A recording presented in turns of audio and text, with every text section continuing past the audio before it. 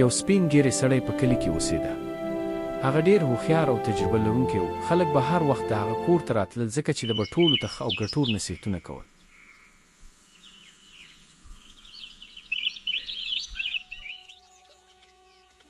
یو ورځ یو ځوان د هغه خواته راغی او ویل: بابا، زه غواړم په ژوند کې بریالی شم، څه وکړم؟ سپین ږیري سړي موسک شو او ورته یې ویل: زویه، 3 خبرې هیڅکله مه هېروه. لومړی، رښتیا ویل. دوهم، صبر کول. او دریم، د نورو درناوی. ځوان وویل: ایا دا بس دي؟ سپین ږیري ویل: هو، که ته په دې 3 عمل وکړې نو خلک به درسره مینه وکړي او الله به درته برکت درکړي. ځوان د هغه خبرې په زړه کې وساتلې او ورو ورو خپل ژوند بدل شو. خلک ترې خوشحاله شول او د یو کامیاب انسان شو.